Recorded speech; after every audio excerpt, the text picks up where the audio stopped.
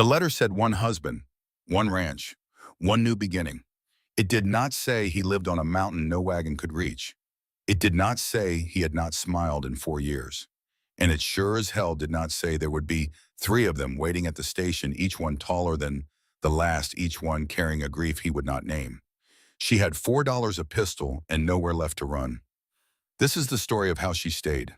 She stepped off the train into nothing. No husband waiting on the platform. No house in sight.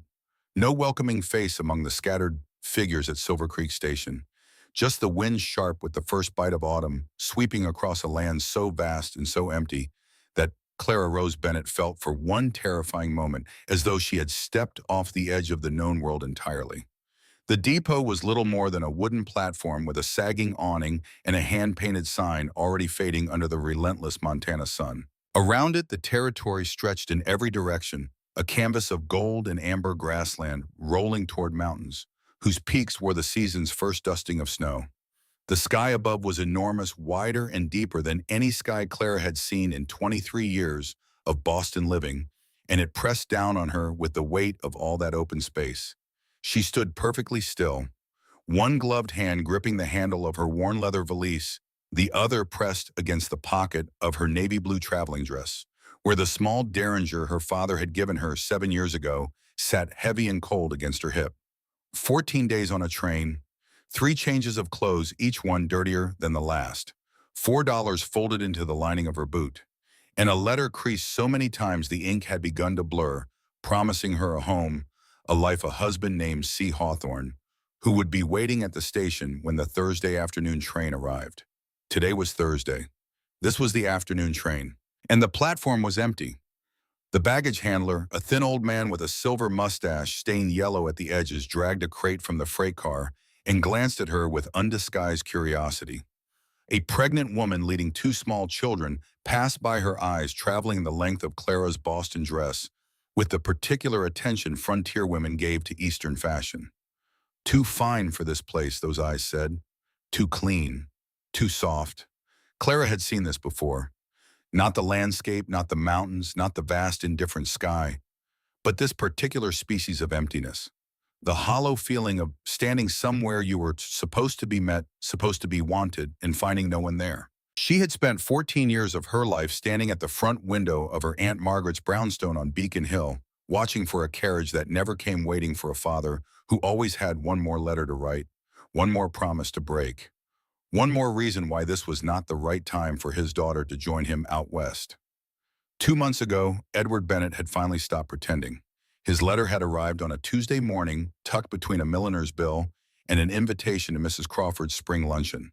Clara had opened it at the breakfast table while Aunt Margaret sipped her tea in disapproving silence. The words were efficient in their cruelty. He had remarried. His new wife, Virginia, was expecting a child. The circumstances, he wrote, did not allow for additional complexity. Clara should remain in Boston where she belonged. He enclosed no money. He offered no apology. He signed his name without the word love preceding it. Clara had set the letter down beside her plate of untouched eggs, excused herself, and walked to her room with the measured steps of a woman who has learned over many years to carry her grief upright. She did not cry. She had not cried over Edward Bennett since she was 15 years old, the last time she had allowed herself to believe he was coming back. But something had shifted inside her that morning. Some final tether had snapped. And 3 weeks later, while reading the Boston Globe in the dim light of Aunt Margaret's parlor, Clara had found the advertisement nestled between notices for livestock sales and domestic help. Family ranch in Montana Territory seeks virtuous, hardworking woman who's willing to build a life. Warm home, honest living, respectful partnership. Write to C. Hawthorn, Silver Creek, Montana Territory. She had written that same evening. The reply came 3 weeks later in an envelope smudged with what looked like axle grease and wood smoke. The handwriting was blunt and practical, each letter carved into the paper, as though the writer was more comfortable with a hammer than a pen. C. Hawthorn described his ranch, his cattle, his horses, the mountain valley where Silver Creek sat like a rough gem in the folds of the Bitterroot Range. He did not promise romance. He did not promise wealth. He promised honesty, hard work, and a roof over her head where she would be treated with respect. 3 letters passed between them. Each one from Hawthorn was shorter than the last, as though the man found words and expensive currency he preferred not to spend. But there was something in those spare sentences that Clara had never encountered in the parlors and ballrooms of Boston society. A rawness, a directness, the voice of a man who said precisely what he meant and nothing more. Clara had taken her monthly allowance from Aunt Margaret, purchased a one-way ticket on the Northern Pacific, and left Boston without a word of farewell. She left only a letter on the breakfast table, knowing Aunt Margaret would find it in the morning, knowing the old woman would purse her lips and fold the paper precisely in thirds and tuck it into the drawer, where she kept all the evidence of other people's foolishness. And now, here she stood, the last passenger on an empty platform in a town she had never seen, in a territory that might as well have been another planet, and the man who had promised to meet her was nowhere to be found. 15 minutes passed. 20. The shadow of the awning crept eastward as the afternoon sun tilted toward the peaks. The pregnant woman and her children disappeared down the single dirt road that constituted Silver Creek's main street. The baggage handler finished his work and retreated inside the station house, leaving Clara alone with her valise, her $4, and the growing certainty that she had made the most spectacular mistake of her young life. She thought about her father's letter. She thought about the word complexity.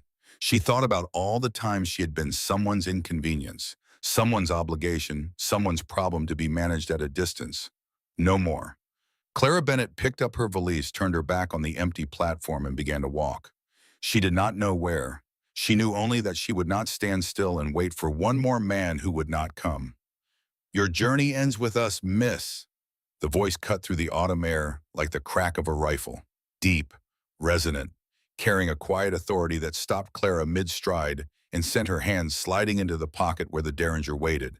She turned slowly, and what she saw made every warning she had ever received about the dangers of the frontier crystallize into a single breathless moment of understanding. Not one man. Three. 3 men stepped from the shadow of the station house, and each one of them was built on a scale that Clara had never encountered in the measured proportions of Boston's drawing rooms. They were tall, broad, sun-darkened, and possessed of the kind of physical presence that seemed to compress the air around them.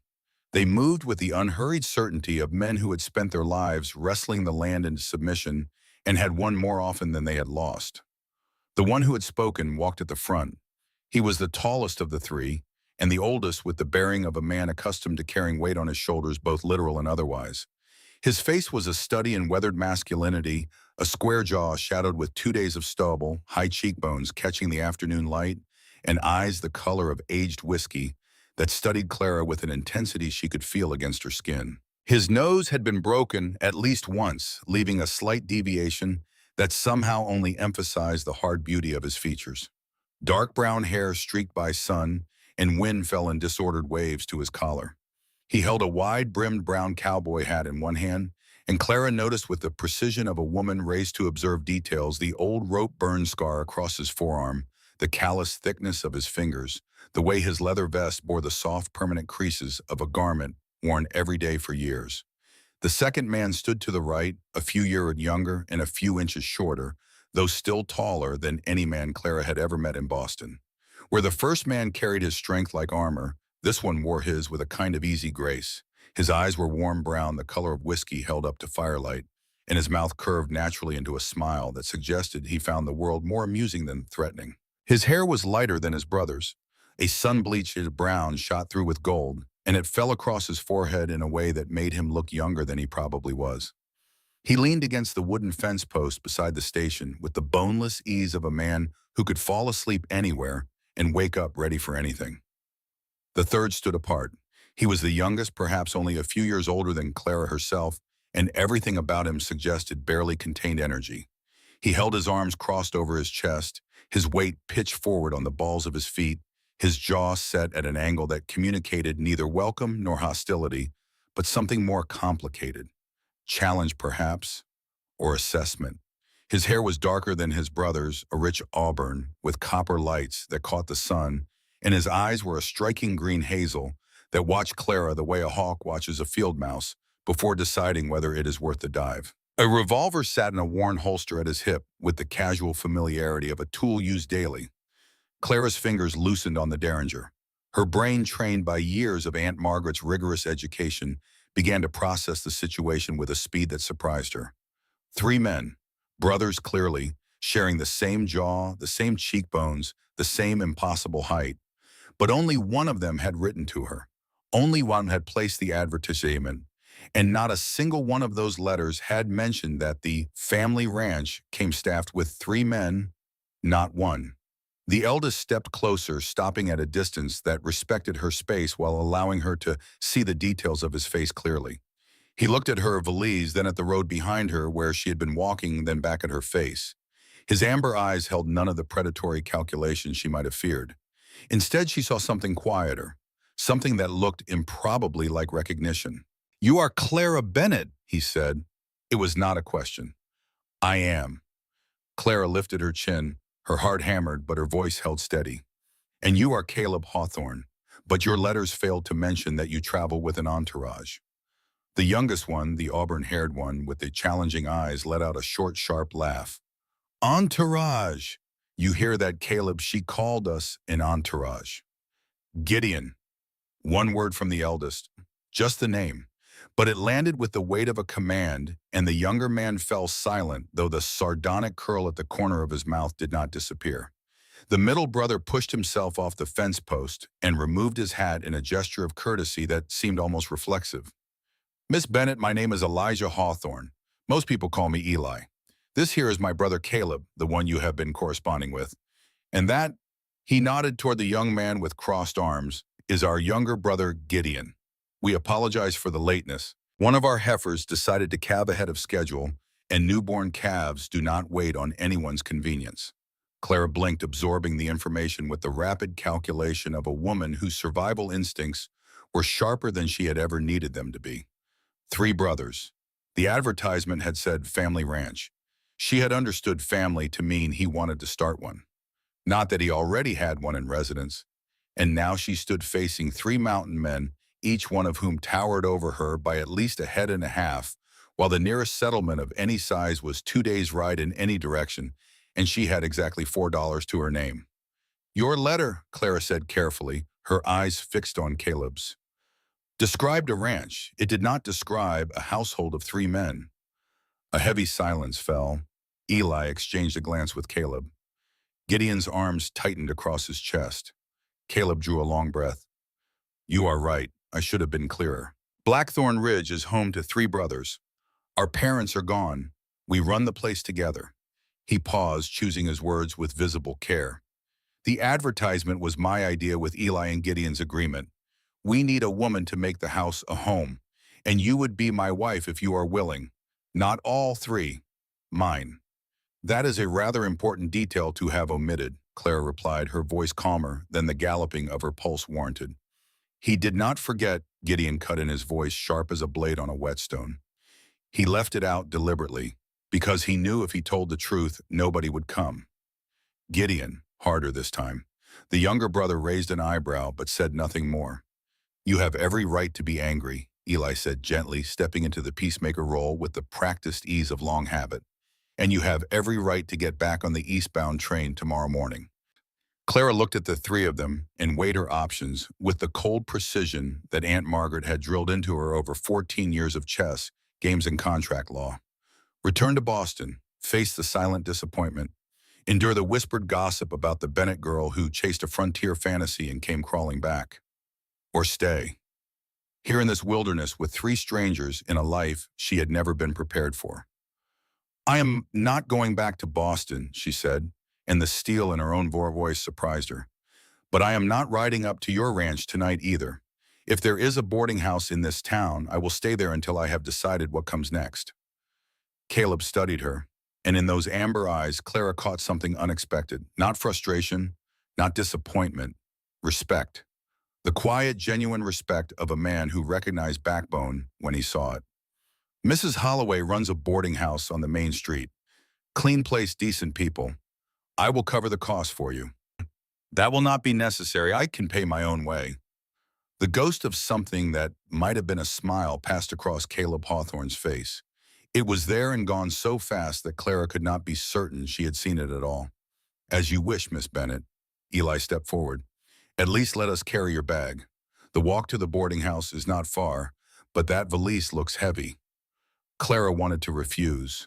The reflex was automatic, born of years of telling herself she needed no one. But the valise was heavy. Her arms ached after 14 days of travel, and she recognized that pointless stubbornness would serve no one.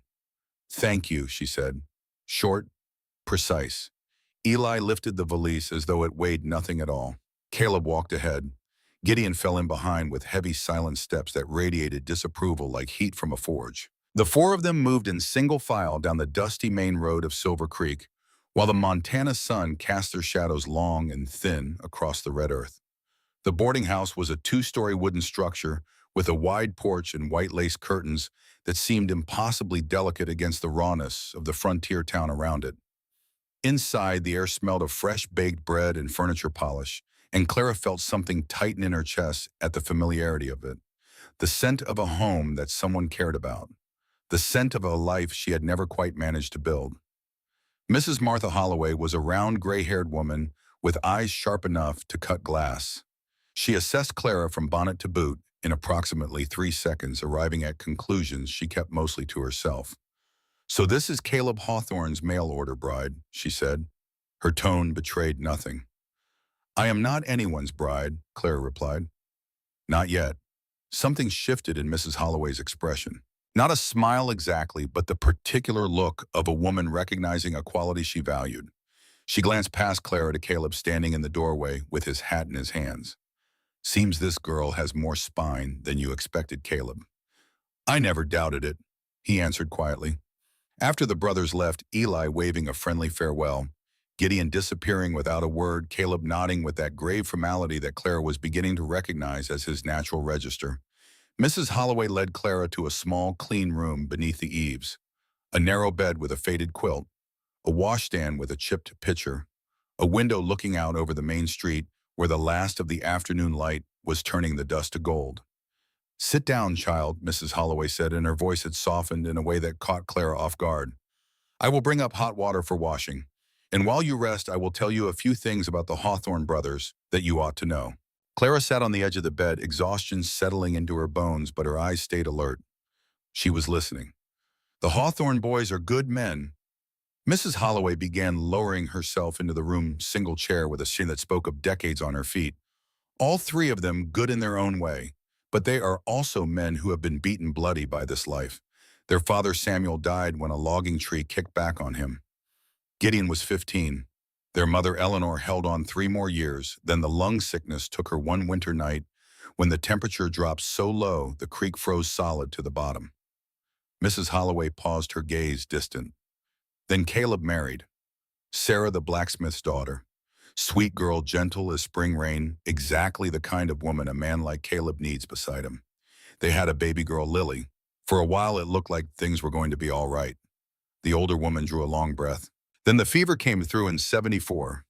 Killed 13 people in the town and the surrounding country. Sarah and little Lily were among them. Same day, Caleb carried his wife through a blizzard to Doc Calloway's office, baby Lily wrapped in blankets on the saddle behind him. But it was too late for both of them. Clara felt the air leave her lungs. The same day, he dug their graves himself in frozen ground because there was nobody healthy enough to help him. 2 graves side by side in that little cemetery at the edge of town. Mrs. Holloway shook her head slowly. Some people say Caleb died that day too, that his body just forgot to stop moving. He became a different man after that.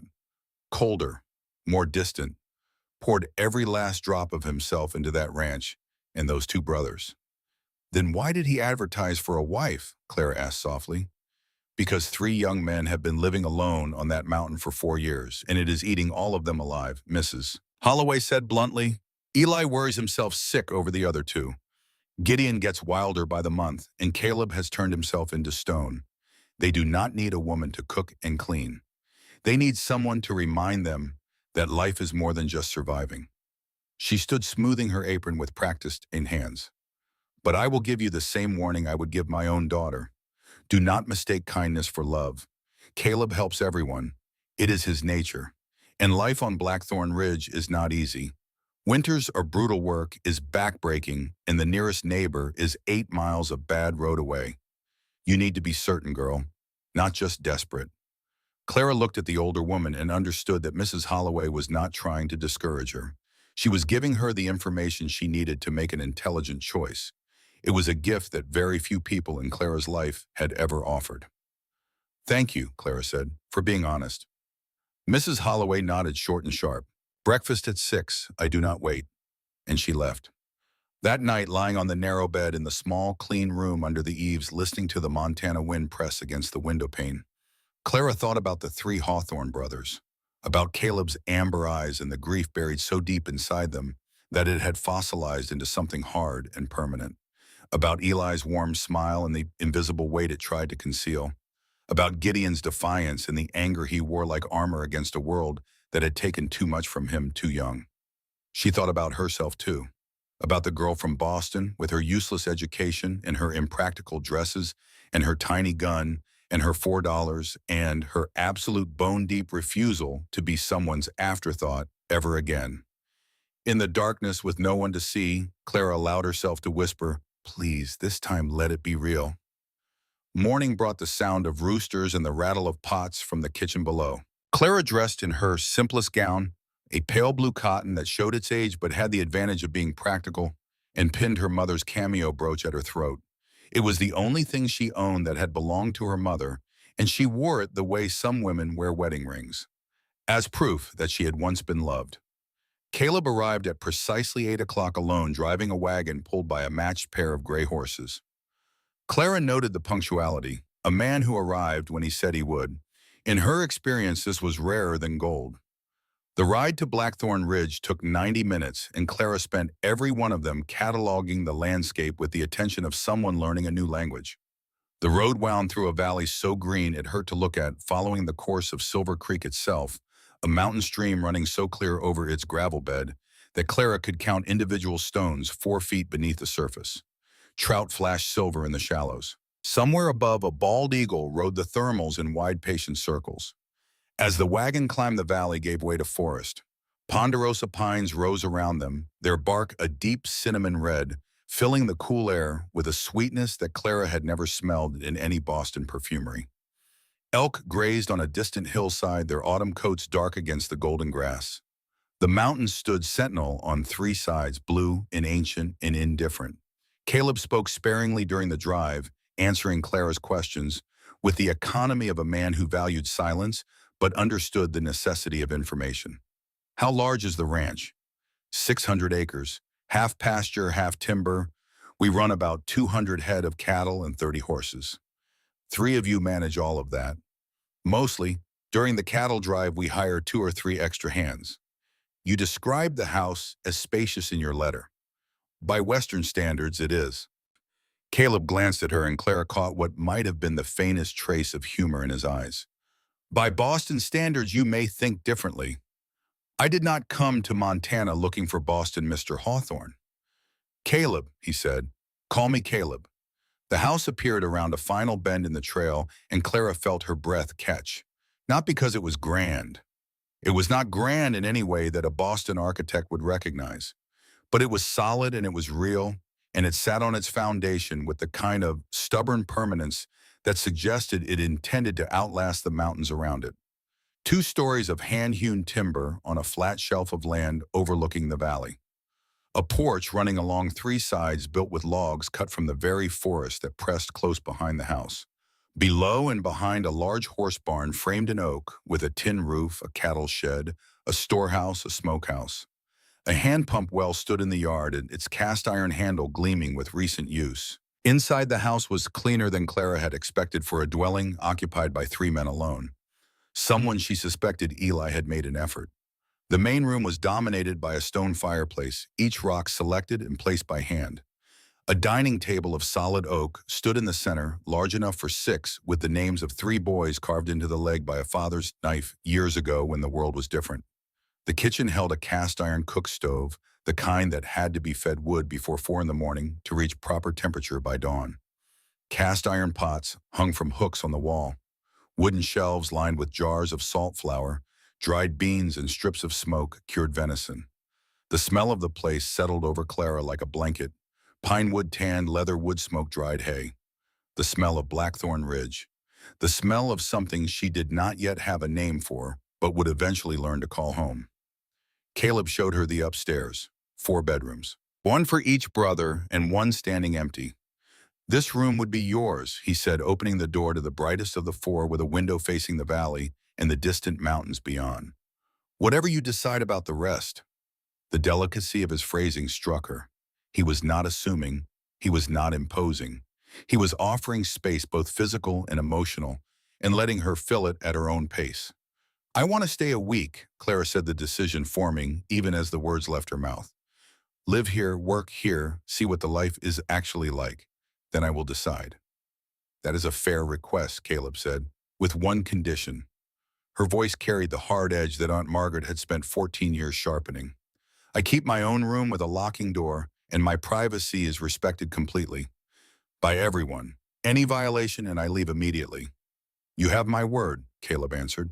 And the way he said it, with the quiet weight of a man for whom that word was iron, made Clara believe him. Heavy boots on the stairs announced Gideon's arrival. He appeared in the kitchen doorway, covered in dust and smelling of horses, his green hazel eyes finding Clara with the particular intensity she was beginning to recognize as his default setting. So you are staying, he asked. 1 week, trial. And then what you will decide which one of us is worthy. Clara met his gaze directly. I will decide whether I want this life. As for who is worthy of what, that depends on actions, not words. From everyone, including me. Something shifted in Gideon's face. Not acceptance, not quite respect, but something in the neighborhood of both. He grunted, turned, and disappeared outside. But Clara noticed that the rigid set of his shoulders had eased just slightly as he went. The days that followed carved themselves into Clara like notches on a fence post, each one a lesson, each hour a test she had not studied for. On the first morning, she rose at 5 to the sound of Caleb's boots passing her door. By the time she came downstairs, he had already started the cook stove fire, boiled water, and brewed coffee in a blackened iron pot that produced a liquid so dark and bitter it could have stripped paint. He glanced at her with a flicker of surprise, clearly not expecting her to rise so early, but said only, "Cups are on the 3rd shelf." She watched him prepare for the day's work with the efficiency of long practice, checking the Winchester 1873 lever action on the gun rack by the door, coiling a length of 3-strand manila rope over his shoulder, pulling on tall leather boots for the mountain terrain. Every movement purposeful, nothing wasted. He paused at the door and said, "Kitchen is yours if you want it. Provisions in the storehouse. Eli will show you everything when he wakes." Then he walked out into the mountain dawn and was gone. Eli appeared at 6, his natural smile already in place. He toured Clara through the kitchen with the patience of a man who understood that knowledge was a gift best given freely. Where to find the salt, the flour milled at Henderson's in town, the dried venison, the lima beans, the ground coffee. "We are not particular eaters," he told her. "As long as it is hot and has meat in it, we are grateful. But if you can make bread, you will be the most beloved person in this house." "I have never baked bread in my life," Clara admitted. "Then we will learn together," Eli said, and the genuine warmth in his voice drew from Clara the first real smile she had allowed herself since arriving in Silver Creek. He showed her the technique standing beside her at the kitchen table, the ratio of flour to water the way, to knead with the heel of the hand, how to set the dough near the stove to rise in the residual heat. Her first attempt stuck to her fingers, refused to rise, and emerged from the oven as a dense, pale brick. Eli did not criticize. "My first try was worse," he said. "Caleb told me it resembled a rifle slug more than a loaf of bread." Clara laughed. It was a small laugh, barely more than an exhaled breath, but it was real, and she felt something loosen in her chest that she had not known was tight. On the 3rd day, the moment came that shifted the ground between Clara and Gideon. She had been watching Eli split firewood and decided to try it herself. The axe was heavier than she expected. The first swing glanced off the log and sent the blade skittering sideways, missing her foot by inches. She sat down hard on the packed earth, heart slamming the axe lying beside her like an accusation. Gideon, leading a horse past the woodpile, saw the whole thing. The challenge vanished from his face, replaced by something raw and immediate. He dropped the reins and crossed to her in 3 long strides, his eyes scanning her legs for blood. Are you hurt? Just startled? You are holding it completely wrong. His voice was curt, but the edge had changed. He picked up the axe and demonstrated with 3 precise strokes that split the log cleanly each time. Right hand at the bottom of the handle, left hand in the middle. As you swing up, your left hand slides to meet your right. As you bring it down, your left hand slides back. Let gravity do the work. The axe weighs 4 pounds. It will do the quote if you let it. He handed her the axe. Clara swung. Not beautiful, but the log split. Gideon gave a single curt nod. Better. He turned and walked away. But he walked slower than usual, and he looked back once before disappearing around the barn. On the 5th evening, 4 people sat around the oak table after supper, and something had changed in the quality of the silence between them. Clara had cooked her first complete meal, a venison stew with potatoes and wild onions that Eli had shown her how to find near the creek. Eli had praised it enthusiastically. Gideon had eaten 2 bowls without comment, which Eli whispered to Clara was the highest compliment his brother was capable of giving. The firelight played across their faces as Clara read aloud from a battered copy of David Copperfield she had carried from Boston. It had begun accidentally to Eli asking what she was reading, Clara offering a few paragraphs, and then all 3 brothers settling in to listen.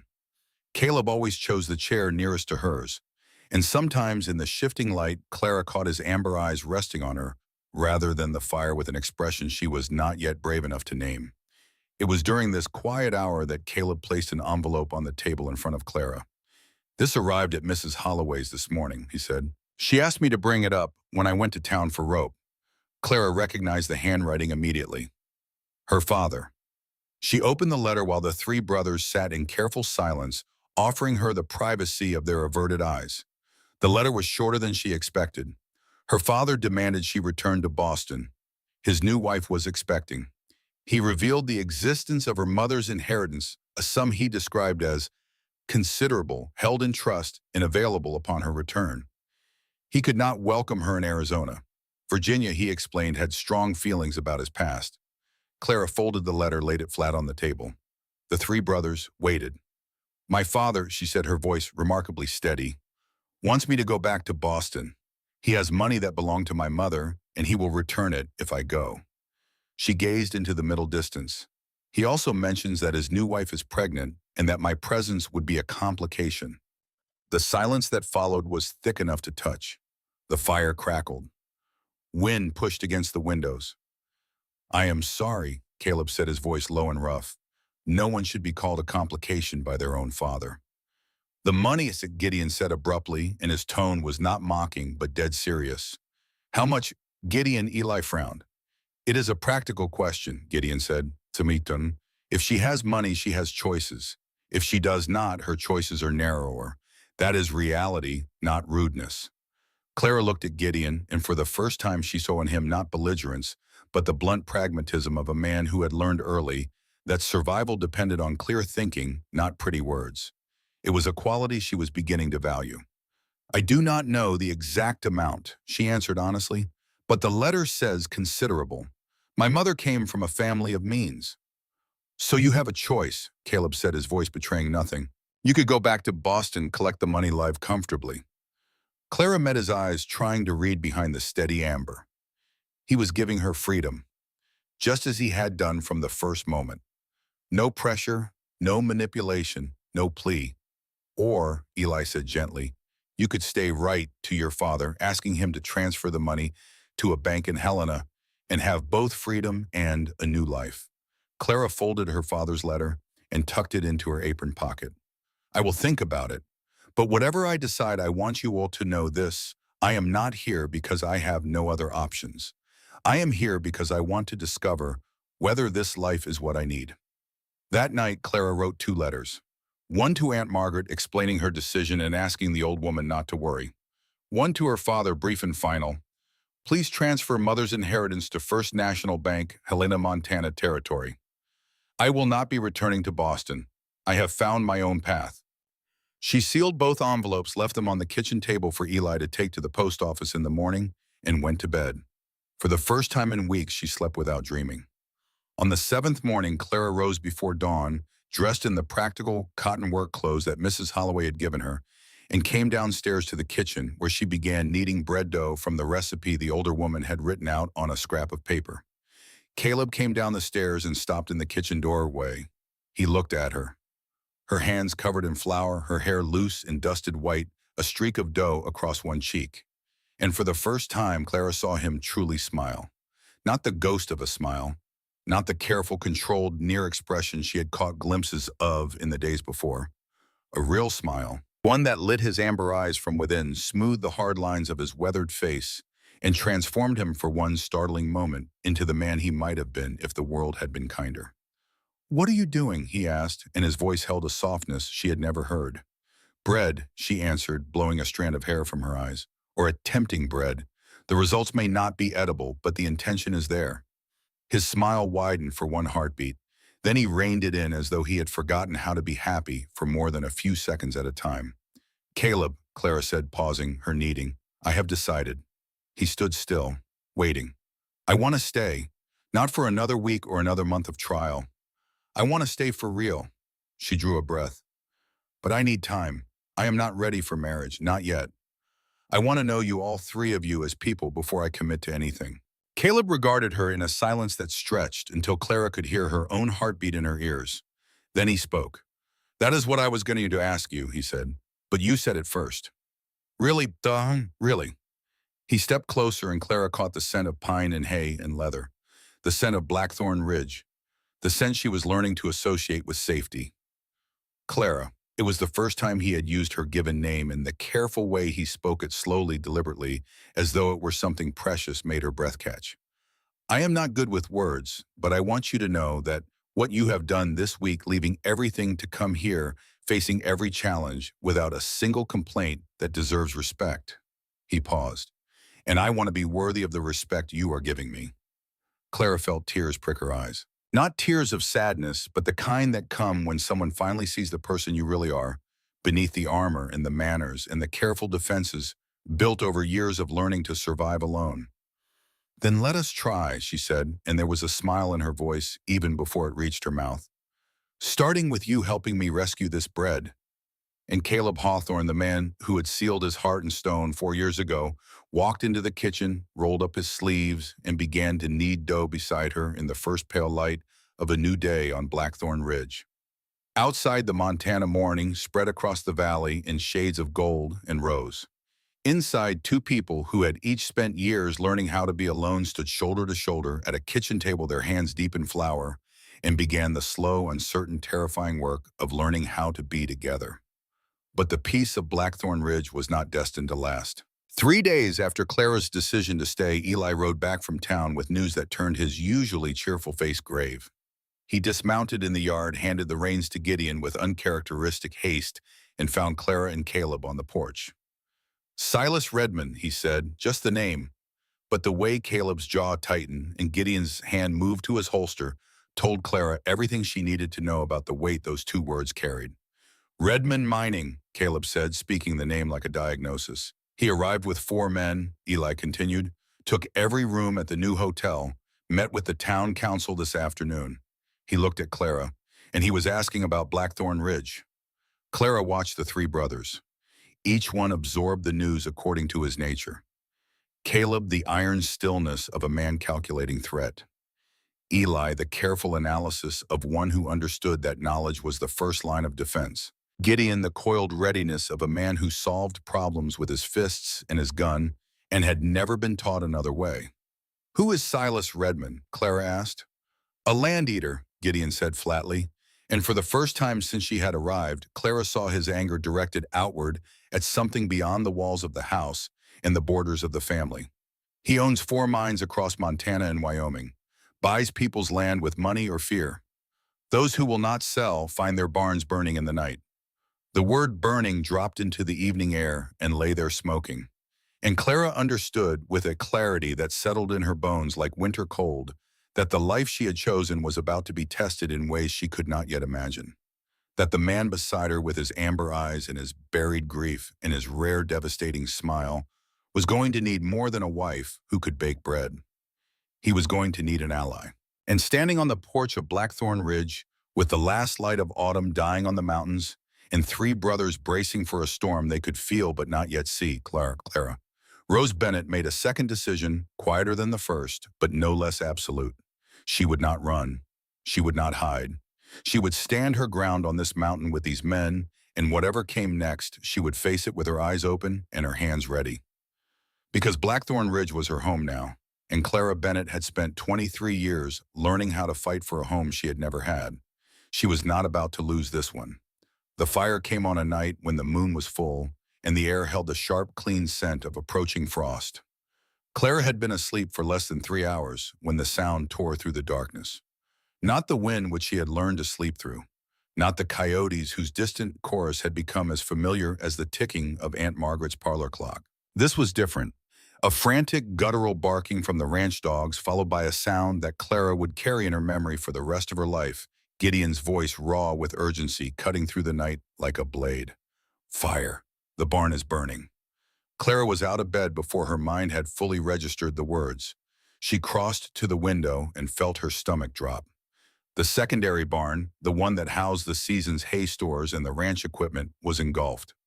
Flames climbed the wooden walls in sheets of orange and gold, throwing wild shadows across the yard and painting the mountainside in a hellish light. Sparks swirled upward into the black sky like 1,000 tiny malevolent stars. She did not stop to dress properly. She pulled on her boots over her nightgown, grabbed her shawl, and ran down the stairs. By the time she reached the yard, Caleb was already outside, wearing nothing but trousers and boots, directing Eli and Gideon as they hauled the horses from the main barn before the fire could spread. The horses screamed. It was a sound Clara had never heard before, the shriek of a terrified animal, and it turned her blood to ice. But Clara Bennett had not crossed a continent to stand still and watch things burn. She seized the 2 water buckets from the kitchen porch and ran to the well. The cast-iron hand pump required 20 full strokes to fill a single oak and iron bucket. She pumped until her arms burned, filled. The bucket ran 40 yards to the nearest wall of the main barn, threw the water against the timber to soak it, ran back, pumped again. Filled. Ran. Threw. Back. Pumped. The rhythm became everything. Her back screamed. Her hands, already calloused from a week of frontier labor, split and bled against the pump handle. Smoke filled her lungs until each breath felt like swallowing embers. She did not stop. For 2 hours, the 4 of them fought the fire. The secondary barn was beyond saving its frame, collapsing inward in a cascade of sparks and groaning timber, but the main barn held. Every horse was accounted for. Every animal was safe. When the last flames died to smoldering embers and the 4 of them sat on the hard-packed earth of the yard, filthy, with soot and sweat breathing the acrid air, in ragged gasps, Gideon held up a scrap of fabric that he had found near the point of origin. It was heavy cotton, saturated with the kerosene, charred, but unmistakable. This was not an accident, he said. His voice was cold, colder than the night air, colder than the frost settling on the grass around them. The voice of a man who had moved past anger into something more dangerous. Calculation. Redmond, Caleb said, not a question. His man Harlan Briggs. I spotted him on the edge of the property yesterday when I was checking the fence line along the south ridge.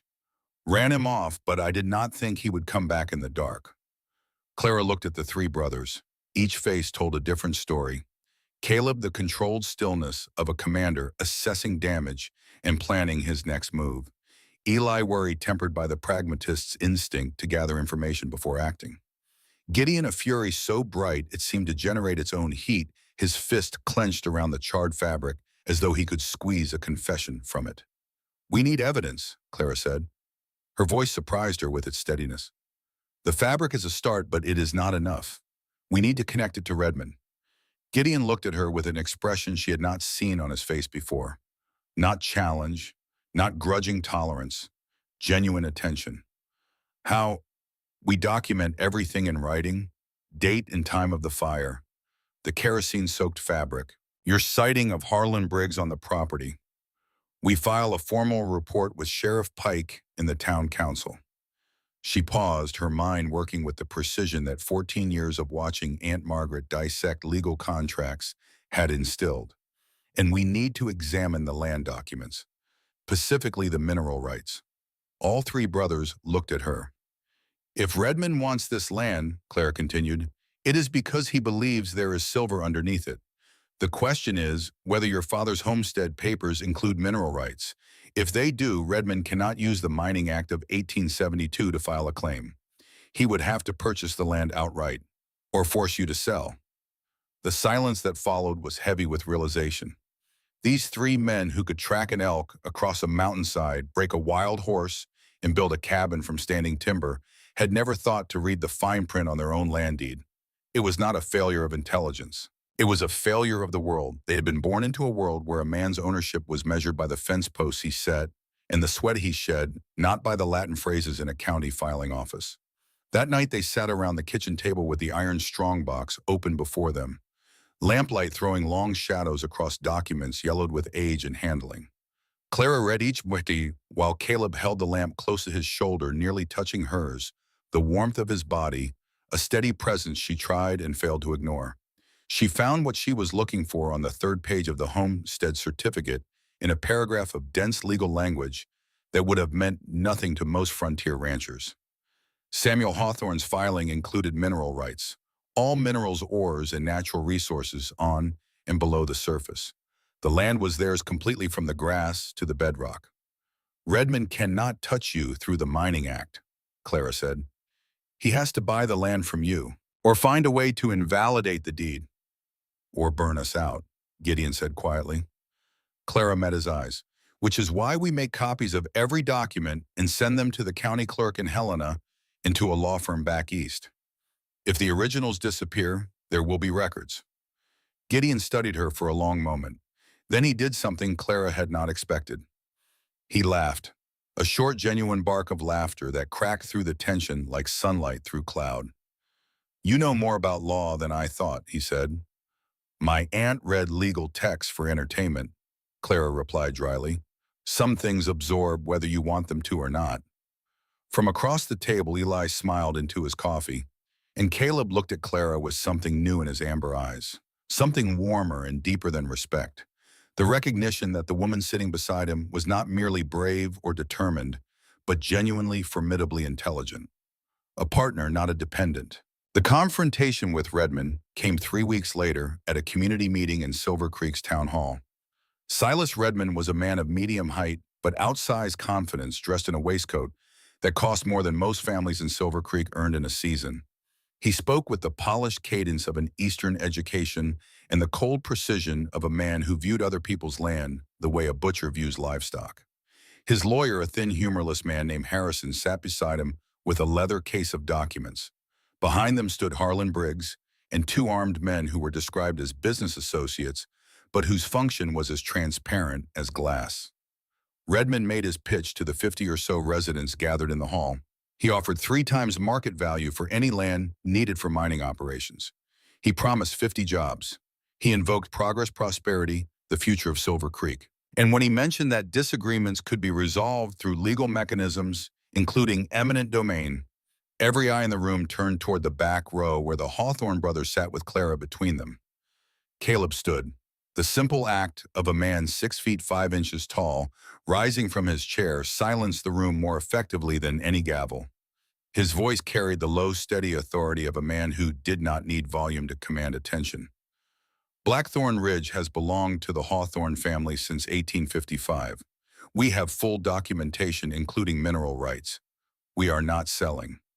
Now, Mr. Hawthorn, Redmond began, his voice smooth as oiled leather. Clara rose beside Caleb.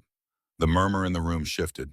Every head turned to look at her, this small, straight-backed woman from Boston, standing beside 3 mountain men like a rifle alongside cannons. Regarding eminent domain, Clara said, her voice clear and steady, as though she were addressing a courtroom rather than a dusty frontier meeting hall. The Fifth Amendment requires that any seizure of private property serve a legitimate public purpose and provide just compensation. A private mining company does not qualify as a public purpose, Mr. Redmond. Your lawyer is certainly aware of this. Harrison, the lawyer, raised his eyebrows. Whatever he had expected from Silver Creek, it was not a young woman citing constitutional amendments from memory. Furthermore, Clara continued, I have forwarded copies of the Blackthorn Ridge land documentation to the county clerk's office in Helena and to a law firm with offices in both New York and Philadelphia. This was done as a precaution in case the originals were to be lost. She looked directly at Redmond, much as our secondary barn was lost to a fire 4 weeks ago. A fire I should mention that Sheriff Pike's investigation has linked to kerosene-soaked rags found at the scene. The murmur in the hall became a rumble. Redmond's composure cracked for the first time, a hairline fracture across his smooth facade. "And who are you?" he asked, his voice stripped of its earlier warmth. "Clara Bennett. And if you believe you can intimidate or purchase the Hawthorn family, you are making a serious miscalculation." The meeting ended without a resolution favorable to Redmond. But as the four of them rode home in the wagon under a sky salted with stars, Caleb said what Clara already knew. "You made yourself a target today." "I know. He will not stop." "Neither will I." From the back of the wagon, barely audible above the creak of wheels and the steady clop of hooves, Gideon spoke. It was the first time Clara had heard him say something about her in her presence that was not a challenge or a question.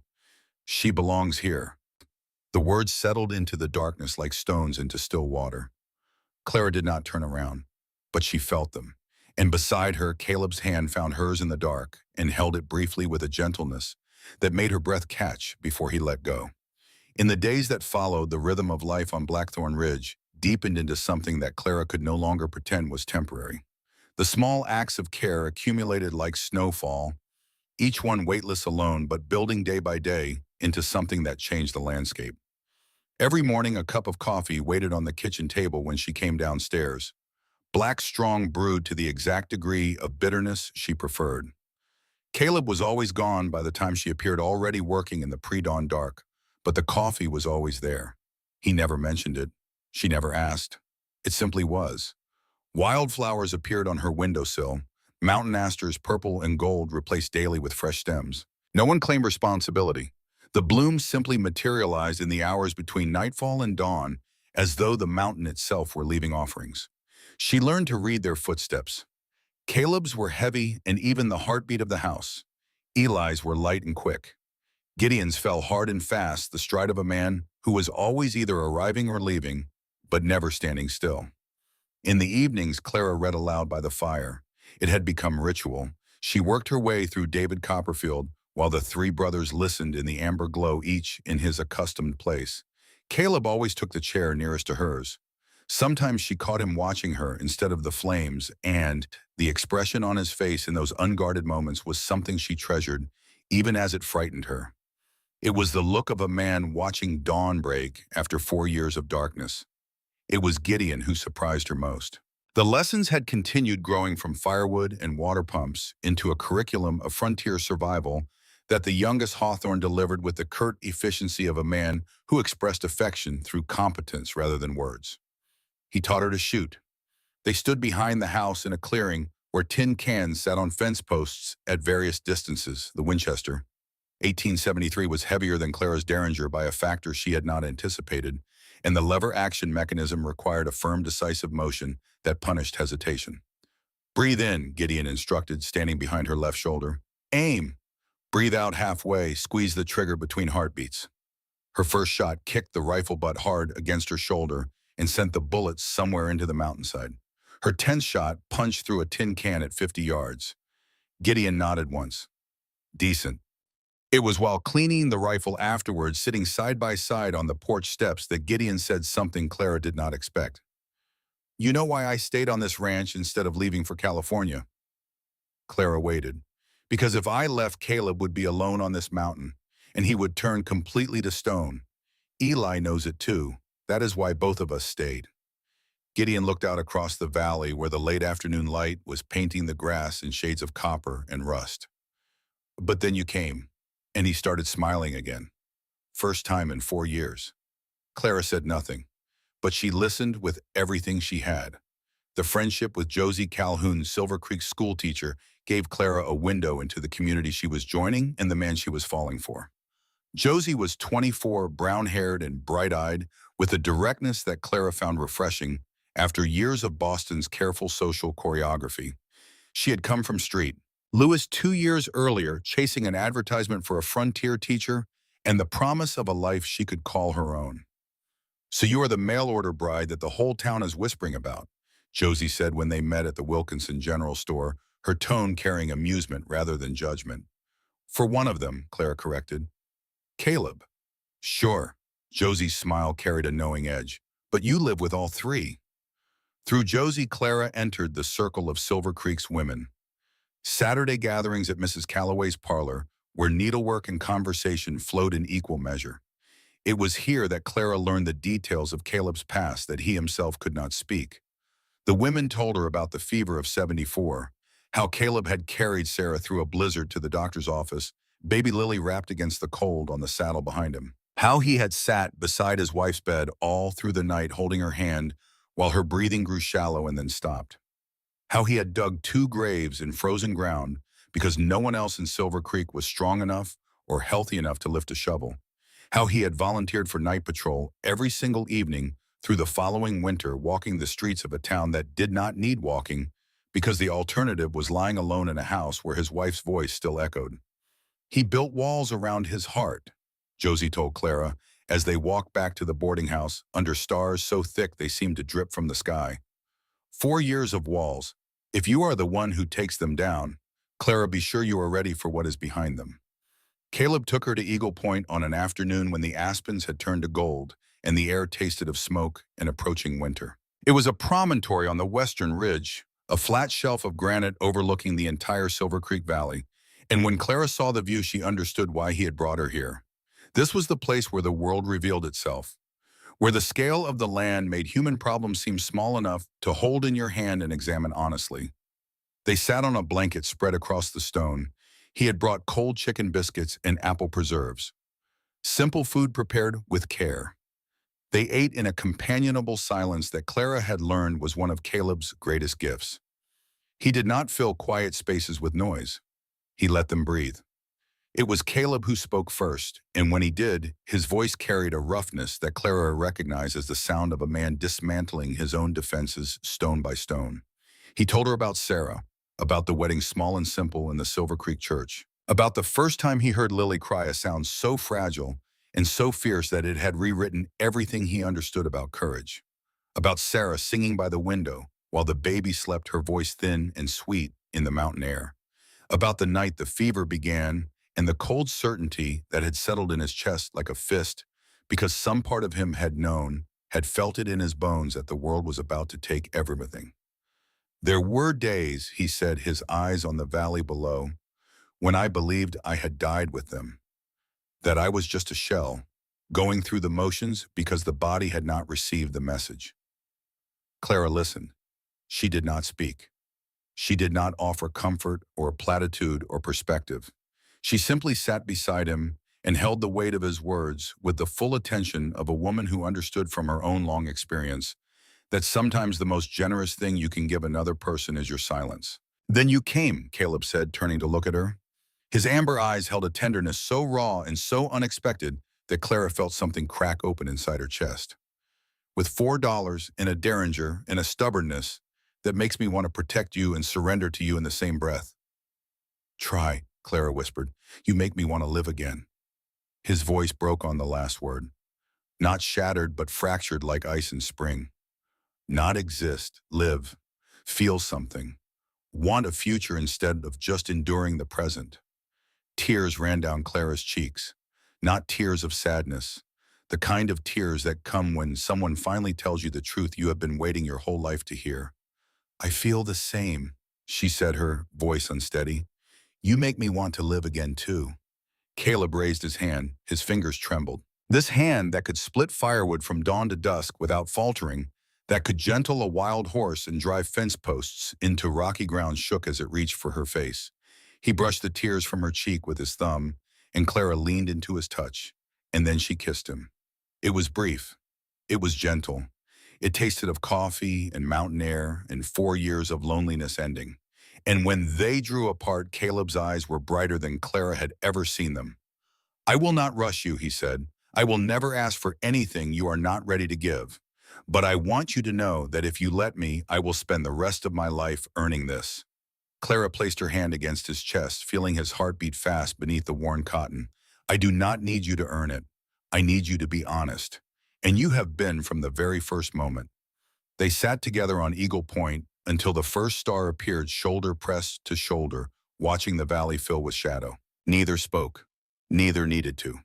The silence between them had changed. It was no longer the silence of strangers or even of friends.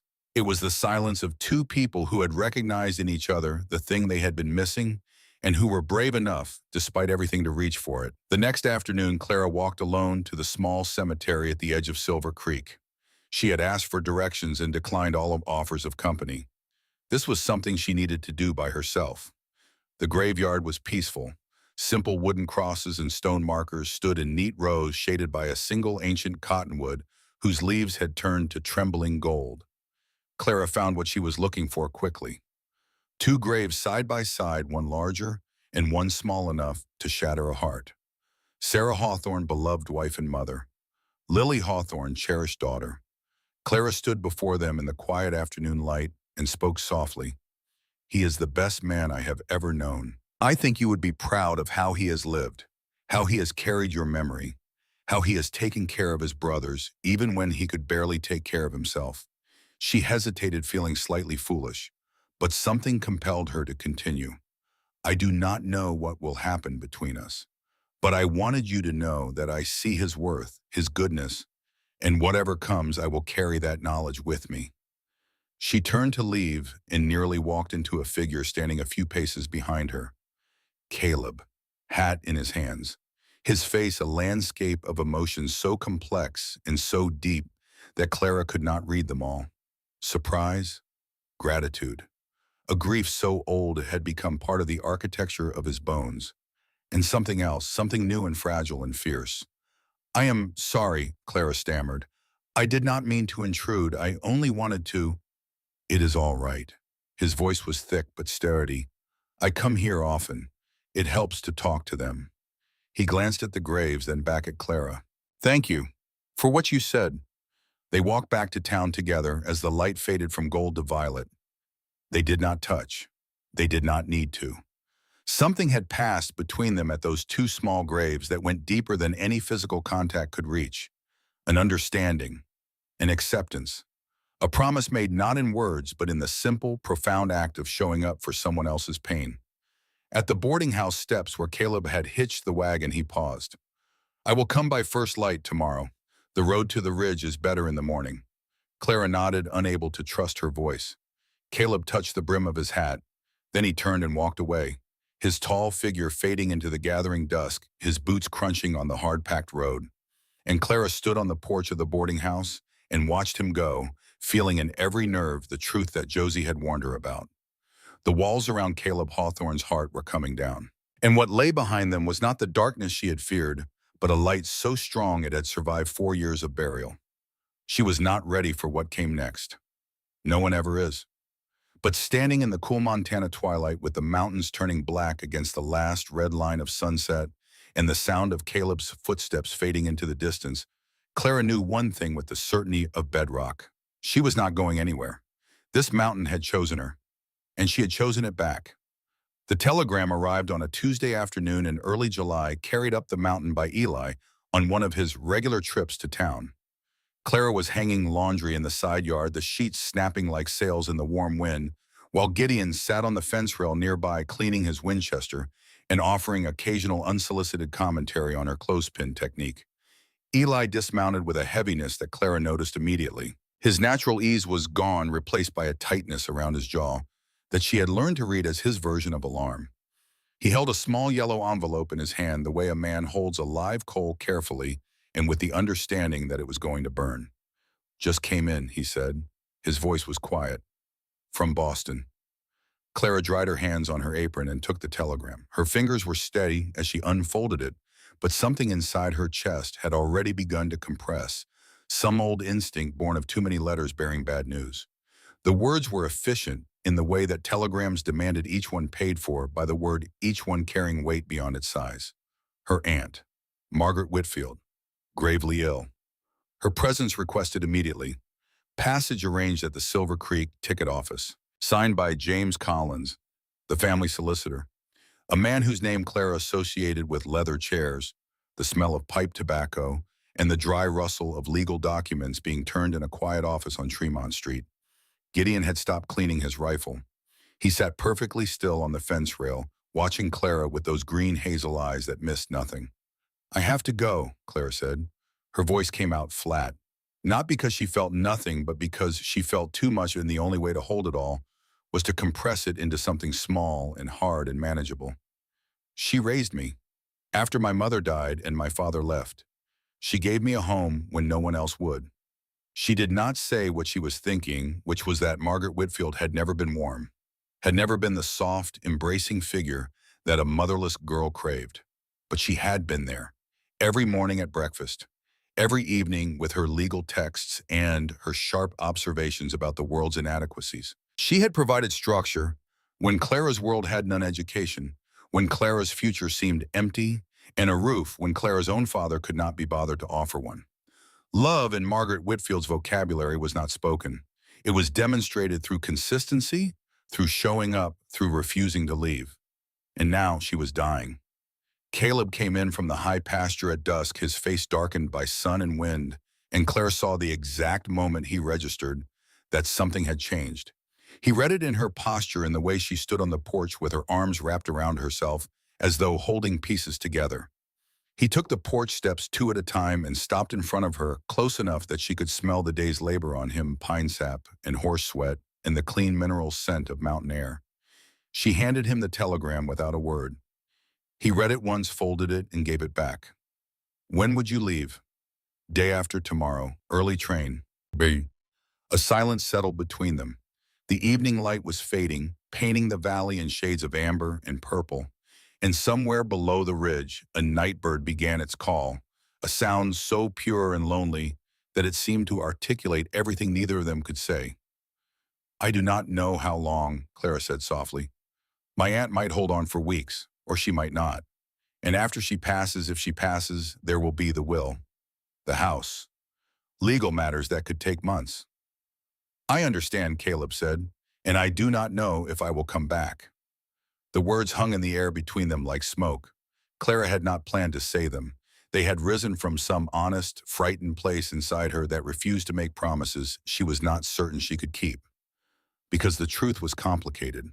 The truth was that she had fallen in love with this mountain and these men, and this life she had never imagined for herself. But she was also the heir to a Boston fortune and a Beacon Hill townhouse. And the world she had left behind had not stopped existing simply because she had walked away from it. "I understand," Caleb said again, and his voice did not change, but Clara, who had spent weeks learning to read the subtle geography of his face, saw the tightening at the corner of his jaw, the almost imperceptible shift in his eyes. Not anger, fear. The particular devastating fear of a man who had already lost everything he loved once and was watching the universe line up to do it again. "I know you have choices," he said. "Your father's money, your aunt's estate. Boston offers things that Silver Creek never will. You are not asking me to stay. I am not asking you anything." He met her eyes, and the control it cost him to hold his voice steady was visible in every line of his body. "I want you to choose freely, without pressure, without obligation." Clara reached up and placed her palm against his cheek. The stubble rasped against her skin. She felt the muscle of his jaw working beneath her hand, the effort of a strong man holding himself together. "I am not a ghost, Caleb. I am here, and I will come back." He turned his face into her hand and closed his eyes, and in that moment, every wall he had built, every stone he had laid around his heart, in 4 years of solitary grief, dissolved under the simple pressure of her touch. Not weakness, trust, the most terrifying kind of trust there is, the kind that requires you to stand still while someone holds the most breakable part of you. "A man keeps his word," he said quietly, "and I will wait, however long it takes."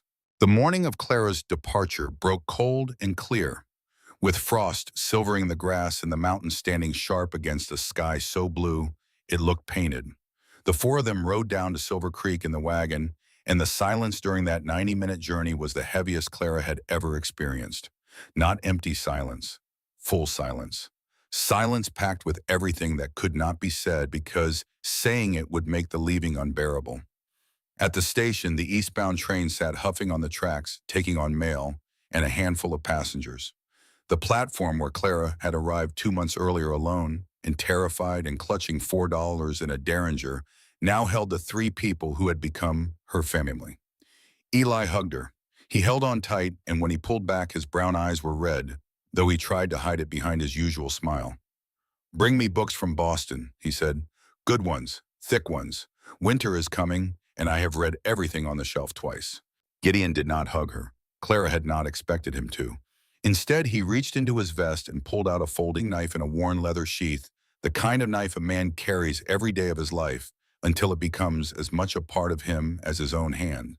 He placed it in Clara's palm and closed her fingers around it.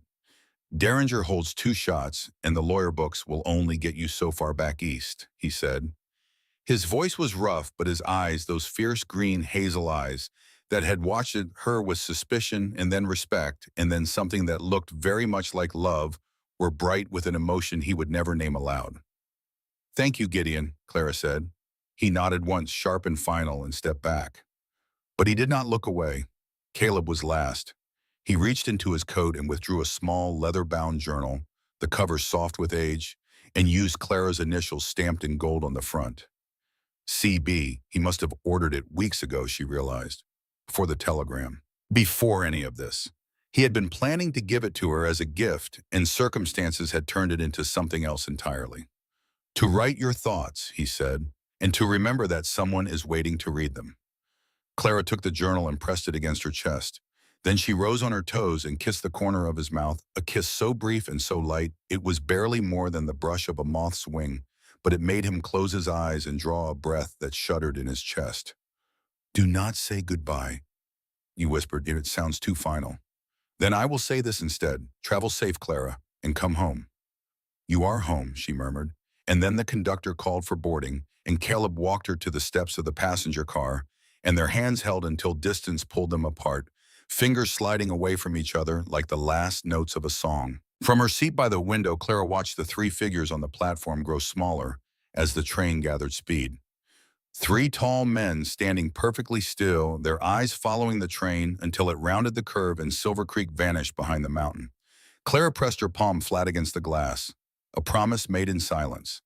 Then she opened the leather journal, smoothed the first blank page, and began to write. The journey east lasted 6 days. 6 days of watching the landscape reverse itself, the mountains giving way to plains, the plains to farmland, the farmland to the cramped, soot-stained density of eastern cities. Each mile pulled the thread in Clara's chest tighter, and each night in her sleeping berth, she wrote in the journal Caleb had given her, addressing her thoughts to him, as though the pages might somehow carry her words across the distance. Boston, when she finally had arrived, felt like a suit of clothes she had outgrown. The narrow streets, the brick buildings pressing close on either side, the smell of the harbor and coal smoke, and too many people living too close together. She had been gone less than 3 months. She had become a different woman. Aunt Margaret's townhouse on Beacon Hill looked exactly as it always had, the brass door knocker polished to a shine, the front steps swept clean, the lace curtains hanging straight in every window. Only inside, where the air held the stale sweetness of a sick room and the hallway clock ticked with a loudness that seemed accusatory, could you tell that something was wrong? Margaret Whitfield lay in her bed, diminished in a way that Clara found almost impossible to reconcile with her memories. This woman who had ruled her household with the force of an iron will was now small and translucent, her skin papery, her once sharp eyes clouded with pain and medication. But when Clara entered the room, those eyes cleared, and the ghost of Margaret's formidable personality surfaced like a fish rising from deep water. "So the prodigal niece returns," she said.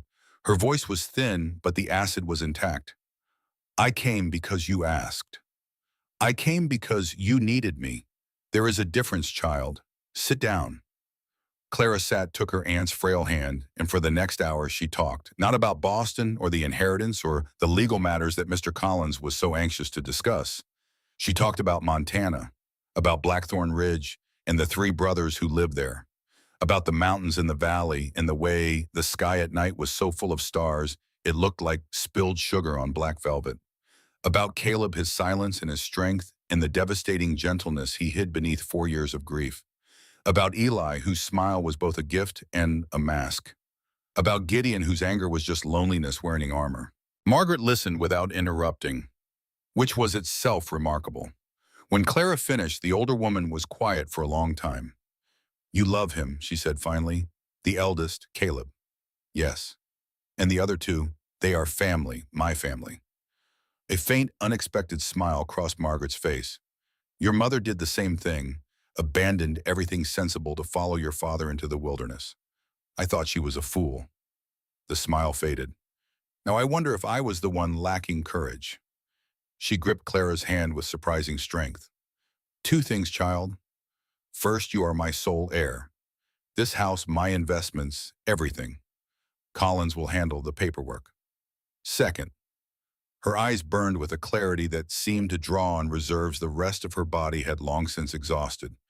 "Do not make my mistake. Do not spend your life safe and alone because you are afraid of being hurt. Go back to your mountain. Go back to your rancher and his brothers. Build the life your mother would have wanted for you." "I promise," Clara said. "Good. Now go right to your man before I expire from all this sentiment." That night, Clara composed the longest and most honest letter she had ever written. She told Caleb about Margaret's condition, about the inheritance that would make her a woman of considerable means, and about her decision, firm and final, to return to Blackthorn Ridge. She wrote the words that she had not been brave enough to speak aloud on that last evening on the porch. "I have found home, Caleb, and home is where you are. Wait for me." She posted the letter the next morning, and then she waited for a reply. 1 week, 2 weeks, 3 weeks, nothing. Clara checked the mail each day with a discipline that bordered on ritual. Each empty mailbox was a small wound. Each day of silence deepened a doubt she fought to suppress. Had she misread him? Had distance cooled what proximity had kindled? Was he hurt? Was something wrong with Eli, with Gideon, with the ranch? She wrote a second letter, a third, shorter each time, more careful with her vulnerability, but still honest. "Are you well? Are Eli and Gideon safe? Please just let me know." Nothing came back.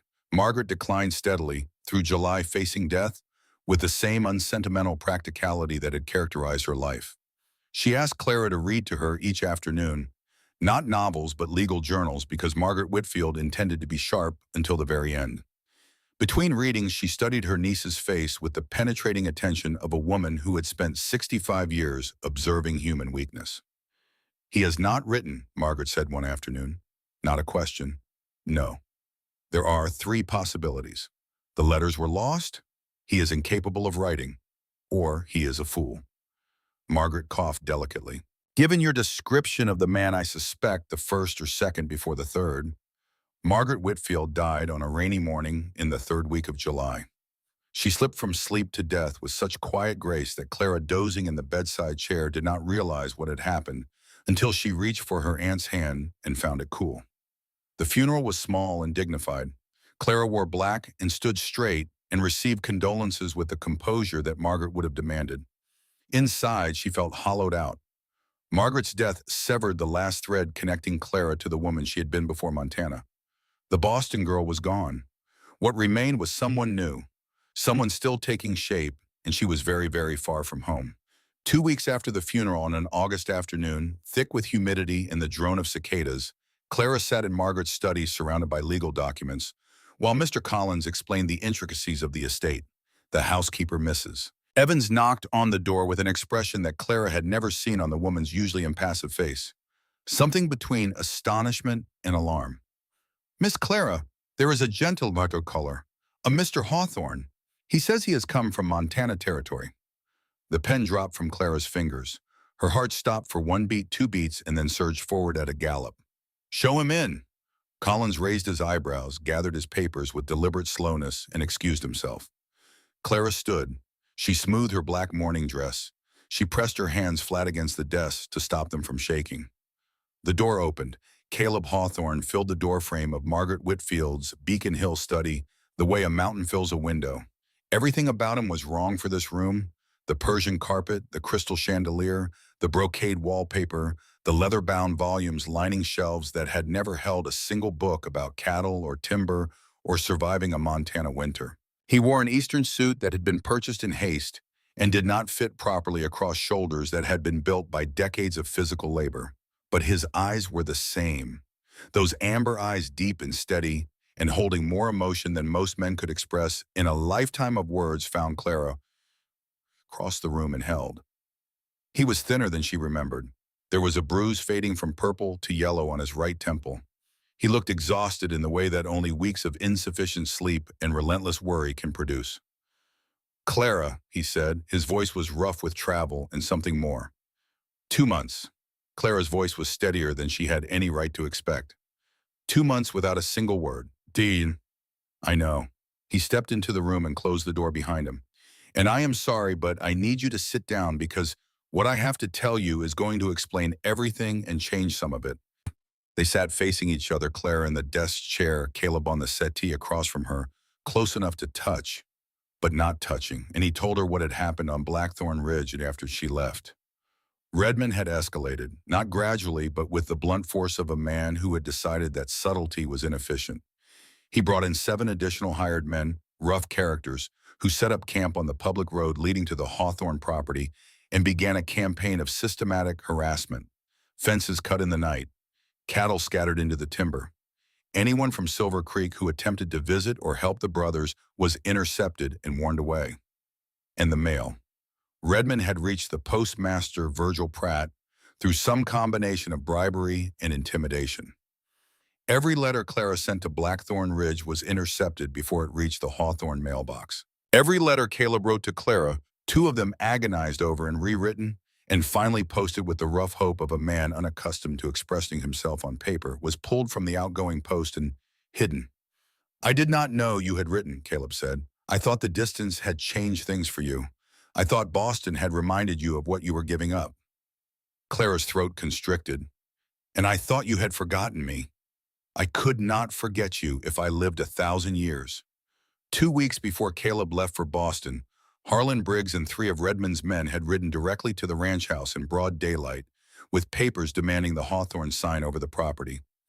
Gideon, whose tolerance for intimidation had never been more than a hair's breadth from violence, had refused in the most direct way available to him. "There was a fight," Caleb said, touching the bruise on his temple. 4 against 3. They underestimated what it means to grow up on a mountain. "We won." But Gideon took a knife across the shoulder blade and Eli cracked 2 ribs. Clara pressed her hand to her mouth. "They are healing," Caleb said quickly. "Josie Calhoun has been looking after them. And Doc Calloway stitched Gideon's wound. He will carry the scar, but he wears it with a certain pride." After the fight, Sheriff Pike, who had been reluctant to confront Redmond's money and influence, was finally compelled to act. Briggs was arrested for assault. Facing serious charges and the prospect of a territorial prison, he made a calculation and chose cooperation. He testified to the arson at the secondary barn, the interception of the mail, and the systematic campaign of intimidation, all conducted on Redmond's direct orders. "Federal marshals from Helena arrested Redmond 3 days before I left," Caleb said. "Destruction of property, conspiracy, and obstruction of the United States mail, which is a federal crime. He will not be troubling Silver Creek again." Clara sat still, processing the cascade of information. Redmond arrested, the brothers injured but safe, the mail intercepted.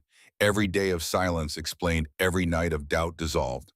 "After it was over," Caleb continued, and his voice dropped to the register, Clara knew meant he was speaking from the deepest, most undefended part of himself.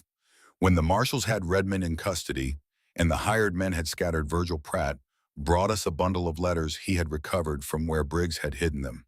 3 letters. Your handwriting." He paused. His hands clasped between his knees were trembling. "I read them in one night. All 3. And when I got to the line where you wrote that home is where I am, I packed a bag and got on the morning train. You came because of my letter. I came because you wrote the one thing I needed to hear, and I was not going to let a piece of paper carry my answer. Some words a man has to say standing in front of the woman he loves." He stood. He crossed the distance between them. And Caleb Hawthorn, 6 feet 5 inches of mountain-bred, storm-hardened, grief-scarred man, knelt on the Persian carpet of a Beacon Hill parlor and took both of Clara's hands in his. "My home is where you are," he said. "Not the ranch, not the mountain, not Silver Creek. You are my home. You have been since the day you stood on that platform with $4 and a pistol and more courage than any 10 men I have ever known. Tears fell down Clara's face. 2 months of fear and uncertainty and stubborn, relentless hope, released in a flood she could not and did not try to contain. You should have written better letters, she said through the tears, and she was laughing and crying at the same time, which was a sensation she had never experienced before and would never forget. Next time I will ride the horse, Caleb said, and the smile that broke across his face was the smile she loved. The rare one, the real one, the one that erased 4 years of darkness and turned his weathered features into the face of a man who had remembered at last how to be happy. Clara leaned forward and kissed him. Not the tentative brush of lips at Eagle Point, not the fleeting whisper at the Silver Creek station. This was the kiss of a woman who had crossed a continent and lost an aunt and survived 2 months of silence and come out the other side with her heart intact and her mind made up. Caleb's arms closed around her, his hands spread wide across her back, holding her as though she were the most valuable thing in the world, which to him she was. When they finally drew apart, foreheads resting together, breathing the same air, Caleb spoke the words she had been waiting to hear since the first afternoon on Eagle Point. Come home with me, Clara. Be my wife. Build a life with me on Blackthorn Ridge. Yes, she said. No hesitation, no calculation, no weighing of options. The decision had been made long ago in a kitchen at dawn, with flour on her hands and a man learning to smile again. Yes to all of it. You are home now, Caleb said softly, and Clara heard in those 3 words every comfort phrase he had ever spoken, every promise he had ever kept, every silent morning the cup of coffee, and every wildflower left on a windowsill in the dark. Winter always ends, Clara whispered back, and she meant it in every sense the words could hold. They were married 2 weeks later in a small church near Beacon Hill, with only Mr. Collins, Mrs. Evans, and a handful of Aunt Margaret's oldest neighbors in attendance. Clara wore a cream-colored dress, simple and elegant, with her mother's cameo brooch pinned at her throat. She had chosen neither white nor black. White felt like a concession to convention she had no interest in making, and black felt wrong because Margaret Whitfield, whatever her faults, had specifically instructed her niece not to waste time mourning when there was living to be done. Caleb wore a new suit properly fitted this time because Clara had taken him to a tailor on Newberry Street, and though he still looked like a mountain range compressed into formal wear, the cut was better. And when he stood at the altar, watching Clara walk toward him, the expression on his face made every person in that small church understand exactly what it looks like when a man who thought his life was over discovers that it was only just beginning. His hand shook when he placed the ring on her finger. Clara steadied them with her own, and something about that gesture, the wife steadying the husband, the smaller hands holding the larger ones, still seemed to capture the entire architecture of what they would build together. 2 people, neither one complete, alone, finding in each other the missing piece they had spent years pretending they did not need. In the days before they left Boston, Clara moved through the practical work of dismantling one life to build another with the efficiency that Margaret Whitfield would have admired. She sold the Beacon Hill townhouse to a shipping merchant whose wife had been coveting its garden for years. She restructured her investments, keeping some in Boston for steady income and transferring a substantial sum to the First National Bank in Helena.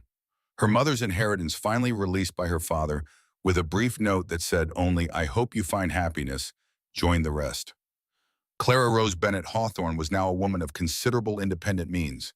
The irony was not lost on her. The money gave her freedom to live anywhere in the world, and the only place she wanted to be was on a mountaintop in Montana Territory with a man who measured wealth in cattle and timber and the laughter of the people he loved. "I have been thinking," she told Caleb one evening over dinner at a small restaurant near the harbor, the kind of quiet establishment where the food was honest and the gas lights kept the corners soft. "About the house." "What about it?" "Not the old house, a new one. Ours, built from the ground up for the life we want." She had been planning this since before the telegram, turning the idea over in her mind during quiet moments on Blackthorn Ridge, and the weeks in Boston had given her time to refine it into something concrete. On the western promontory, where Eagle Point looks out over the valley, the view is extraordinary, and the ground is solid granite beneath the topsoil. It would hold a foundation for 100 years. Caleb set down his fork. That is a significant undertaking. I know, but I want it to be big enough for all of us. Eli and Gideon should have their own rooms, their own space. They are family, and I will not ask them to leave. I want a kitchen large enough to teach in because the women of Silver Creek deserve better bread than what Henderson's mill produces. I want a library for both of us, and I want— She paused, and the slight color that rose in her cheeks was something Caleb found so endearing that he reached across the table and took her hand. I want a nursery for someday. Someday, Caleb repeated, and the word carried a weight of hope so enormous that his voice bent slightly under the strain of it.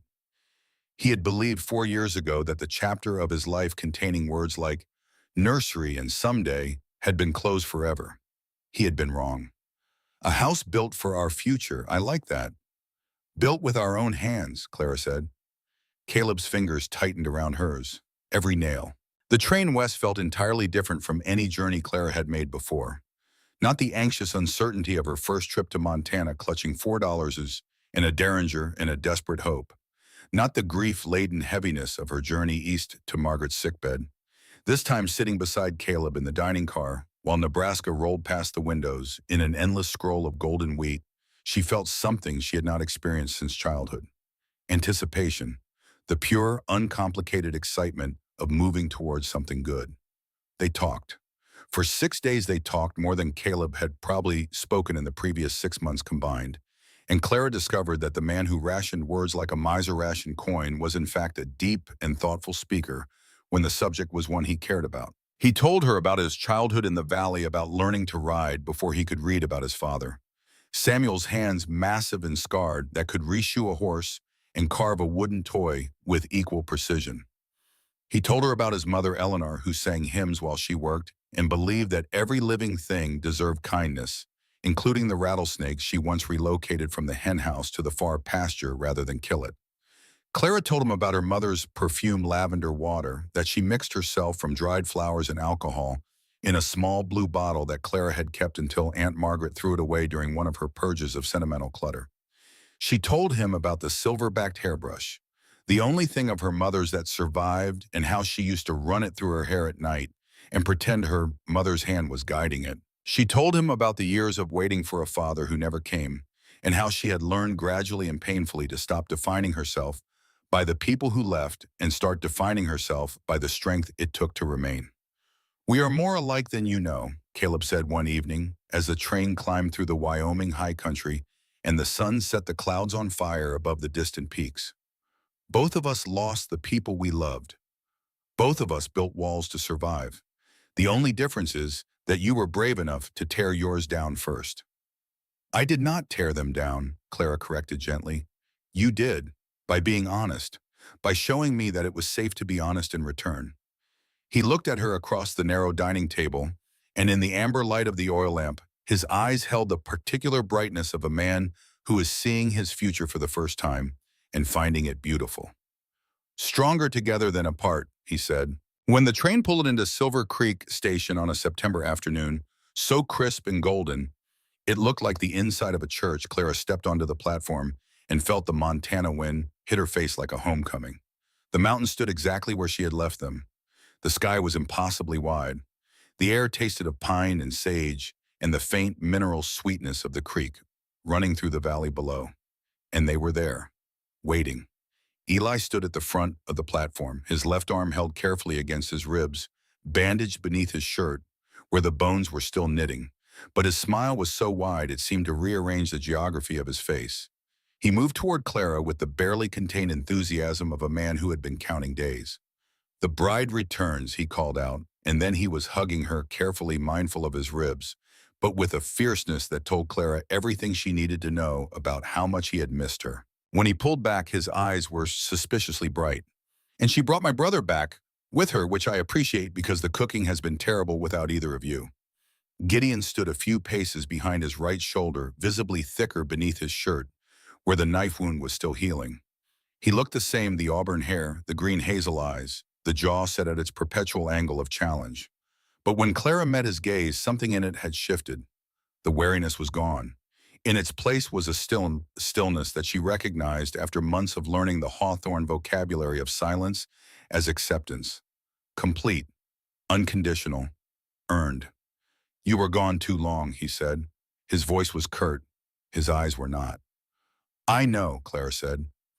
And then she did something that surprised both of them.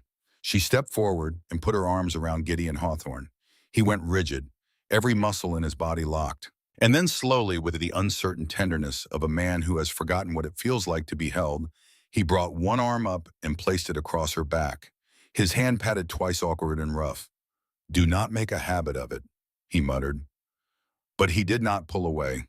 Josie Calhoun rushed forward, neck's brown hair flying, practically vibrating with the accumulated questions of 2 months' separation. Mrs. Holloway stood behind her with her arms crossed, and a look on her face that managed to combine approval, relief, and the absolute certainty that she had predicted this outcome from the beginning. About time someone sensible lived on that mountain, she announced to no one in particular. Reverend Whitaker offered a blessing. Mrs. Calloway brought flowers. The Wilkinsons brought a basket of provisions. Silver Creek was a small community, and it turned out for its own. Clara stood in the middle of the platform, surrounded by the people who had become her world, and felt something settle into place inside her chest, with the quiet, absolute finality of a key turning in a lock. This was not the borrowed belonging of Boston, where she had always been Margaret's niece, Edward's abandoned daughter, the girl from the brownstone on Beacon Hill who did not quite fit. This was hers, earned, chosen, built from nothing but courage and stubbornness and the terrifying willingness to love when every experience of her life had taught her that love was just another word for loss. As Caleb helped her into the wagon for the ride up to Blackthorn Ridge, Clara looked back at the station platform one last time. The same platform where she had arrived 3 months ago with $4 and a broken heart and nowhere to go. The same platform where a deep voice had said, "Your journey ends with us, miss." He had been right and wrong. The journey had ended here. But everything that mattered had only just begun. The seasons turned on Blackthorn Ridge with a grandeur that made the careful manicured changes of a Boston year seem timid by comparison. Autumn blazed through the valley in a fury of crimson and gold, the aspens burning like torches against the dark green permanence of the pines. Then winter came, and it came with a ferocity that nothing in Clara's eastern upbringing had prepared her for. The first real blizzard hit in November, 3 days of wind and snow so thick that the world beyond the porch railing ceased to exist. Clara cooked stew on the cast iron stove while the windows rattled and the temperature dropped so low that the water in the kitchen basin developed a skin of ice overnight. Caleb kept the fires burning, feeding the stone fireplace with logs the size of his forearm every 2 hours, even through the night. Eli repaired tack and read the books Clara had brought from Boston, his long legs stretched toward the warmth. Gideon cleaned every weapon in the house twice, then started on the saddles, unable to sit still, even when the weather made movement impossible. On the second night, with the storm howling at the walls like something alive and hungry, the four of them sat around the fireplace, and Clara read from a new book, Treasure Island, which Eli had requested. The fire cracked and popped, the wind pressed, and Clara leaned against Caleb's shoulder, his arm draped behind her, warm and solid and steady as the mountain itself. "The mountain does not care," Caleb said quietly, looking toward the dark windows. "But I do." "Winter always ends," Clara answered. Spring, when it finally arrived, came with the force of revelation. Snow retreated up the mountainsides, revealing meadows so green they seemed painted. Silver Creek swelled with snowmelt, running high and fast and cold over its gravel bed. Clara planted a garden behind the new house, which had begun to take shape on the western promontory. Tomatoes, beans, herbs, squash. The seeds went into earth she had turned herself with blistered hands in a satisfaction so deep it bordered on spiritual. When the first green shoots pushed through the soil 2 weeks later, she called Caleb out to see them. He looked at the tiny seedlings, then at Clara, and said with the measured delivery of a man who weighs every word before releasing it, "Everything grows on Blackthorn Ridge, even happiness." The house was finished the following autumn, framed in stone, quarried from the creek bed and timber cut from the Hawthorn forest. It sat on the western promontory like a crown on a king's head, its windows catching the morning sun and holding it until the rooms glowed. A wide porch wrapped 3 sides, looking out over the valley in every direction that mattered. The kitchen was large and practical, with a modern cook stove that Clara had ordered from a catalog in Helena and enough counter space to teach half the women in Silver Creek the bread recipe she had finally mastered. The library held two shelves, one for Clara's books and one for Caleb's maps and journals, and a reading chair positioned near the window, where the afternoon light fell in a warm golden rectangle, perfect for losing oneself in another world. They held a gathering on the day the last shingle was laid. The whole town came up the mountain road, some in wagons, some on horseback, some on foot. Mrs. Holloway brought her famous apple cake. Josie brought a set of McGuffey readers for the schoolroom Clara planned to establish on the ranch for the children of outlying families who lived too far from town. Reverend Whitaker said a prayer. Mrs. Choices. Calloway played a fiddle badly but with enthusiasm, and Eli danced with Josie on the new porch while Gideon stood in the doorway with his arms crossed and a look on his face that was so close to genuine contentment it would have frightened him if anyone had pointed it out. Built with our own hands, Caleb said, standing beside Clara on the porch as the sun went down and the party wound toward its natural end. He put his arm around her shoulders and drew her close. Every nail, Clara agreed, and the weight of his arm, the smell of sawdust and pine sap on his shirt, the sound of Eli's laughter and Josie's fiddle corrections, and Gideon telling someone's child that no, you may not ride the horse without a saddle. These things filled the spaces inside her that had been empty for 23 years, and she understood finally and completely what the word home was supposed to mean. Their son arrived on a March morning when the last snow was melting and the first crocuses were pushing through the mud beside the porch steps. Caleb paced the hallway while Doc Calloway and Josie attended Clara in the bedroom, and when the thin, fierce cry pierced the door, he stopped moving so abruptly that Eli, following behind him, nearly collided with his back. "Go in," Eli said softly. "Go meet your son." Caleb opened the door. Clara lay propped against the pillows, exhausted and luminous, her hair dark with sweat against the white linen. In her arms, wrapped in the patchwork quilt that Eleanor Hawthorn had sewn decades ago for a different purpose and a different child, was a red-faced, screaming, impossibly small human being. "Samuel Edward Hawthorn," Clara said, and her voice held the quiet authority of a woman who had made this decision long ago and was not interested in discussion. "After your father and mine." Caleb crossed the room on legs that did not feel entirely under his control. He looked at the baby. He looked at Clara. He looked at the baby again. Then he reached out with hands that could split a cord of wood before breakfast and took his son with a tenderness so absolute that it made Clara's breath catch in her chest. "He is so small," Caleb whispered. "He is strong," Clara said, "like his father." Outside the door, she heard Eli's voice, thick with emotion. "I am an uncle," and Gideon's reply, gruff and brief, "Obviously." But Clara noticed through the gap in the door that Gideon's hand was pressed flat against the wall, as though he needed something solid to lean on. 5 years passed. They did not pass easily. No years worth living ever do. There were hard winters when the cattle suffered and the hay ran short. There was a summer drought that turned the meadows brown and tested the well's capacity. There was the morning Caleb woke screaming from a nightmare about Sarah and Lily, and Clara held him in the darkness until the shaking stopped speaking no words, because some griefs do not respond to language, only to the steady pressure of another heartbeat against your own. But there were also the mornings when Sam, 3 years old and fearless, climbed onto the pony Caleb had gentled for him and rode in careful circles around the corral, while Caleb walked alongside, one hand always near the reins. There were the evenings when Clara sat on the porch with her second child growing inside her, watching the sun go down over a valley that she knew by now in every season and every light. There were the Saturdays when Josie came up the mountain to borrow books and spent the afternoon sitting very close to Eli on the porch swing, their shoulders touching their laughter carrying across the yard.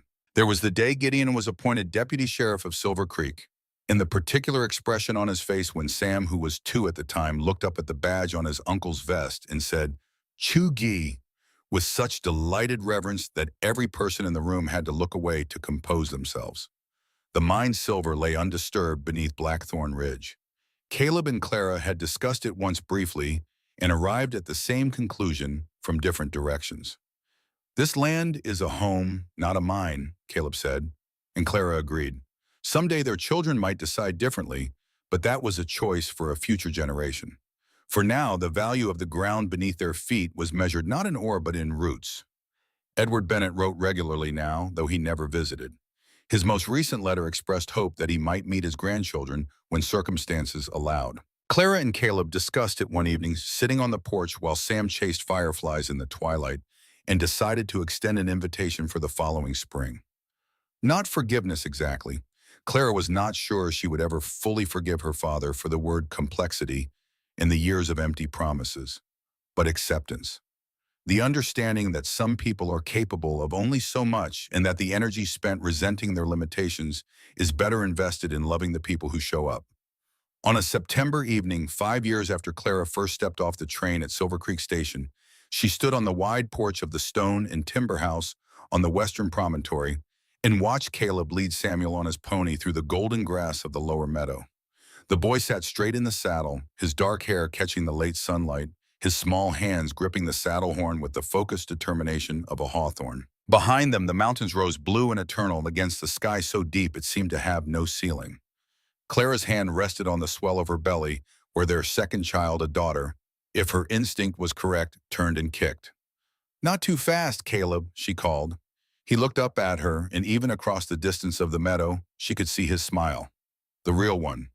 The one that appeared daily now, instead of once a season. The one that had been buried for 4 years beneath grief and duty and the terrible protective numbness of a man who had loved and lost and believed he would never survive doing either again. "He is a natural," Caleb called back, just like his mother. Clara laughed, remembering her first terrified ride on gentle Rosie clinging to the saddle, while Caleb walked beside her with the patience of a man who had all the time in the world. She rode confidently now. She baked bread that Mrs. Holloway herself had declared acceptable. She could split fire would shoot a Winchester at 50 yards, read a homestead deed for loopholes, and deliver a calf in a blizzard. She had come to Montana with $4 and a Derringer, and she had built a life that no amount of money could have purchased. From inside the house came the sound of Eli's voice, "Who wants biscuits?" followed by Sam's distant shout of joy as the boy kicked his pony toward the house with a recklessness that made both his parents wince. Gideon appeared from the barn, wiping his hands on a rag, the deputy's badge catching the last of the light. He watched Sam ride past with an expression that combined professional assessment of the boy's horsemanship with an uncle's barely concealed pride. He gave Clara a nod as he climbed the porch steps. Brief, familiar, full of everything he would never say and no longer needed to. Caleb lifted Sam from the saddle, settled the boy on his hip, and walked up to the porch. He kissed Clara's forehead, the daily gesture that had never lost its meaning, then placed his hand gently on her belly. "A girl," Clara said. "I feel certain." "Boy or girl?" Caleb replied, his eyes holding hers with the steady warmth of banked embers. "This child will be loved." The evening deepened. Sam squirmed down from his father's arms and ran inside, drawn by the irresistible promise of Eli's biscuits. The screen door banged behind him. From within, the sounds of home, Eli's laughter, the clatter of plates. Sam's high voice asking for more butter. Gideon's low reply that one biscuit was enough before supper. Clara leaned against Caleb and looked out over the valley. Silver Creek wound through the meadows below the water, catching the last red light of the setting sun. Beyond it, the mountains stood as they had always stood, patient, impermanent, and indifferent to the small human dramas that played out at their feet. But the house behind her, the house they had built together from stone and timber, and stubbornness and love, was not indifferent. It was alive with voices and warmth and the accumulated evidence of a family that had chosen each other day after day, through fire and silence and distance and doubt, and had emerged on the other side with something stronger than any of them could have built alone. "Do you remember what you said that first day?" Clara asked. Caleb was quiet for a moment, the way he was always quiet before he spoke, weighing words the way a jeweler weighs stones. "Your journey ends with us, miss. You were wrong, you know." He looked down at her, one eyebrow slightly raised, the closest he ever came to a question mark. "The journey did not end," Clara said, turning to face him. "It changed direction, from running away to running toward, from alone to together, from surviving to living." Caleb studied her face in the fading light.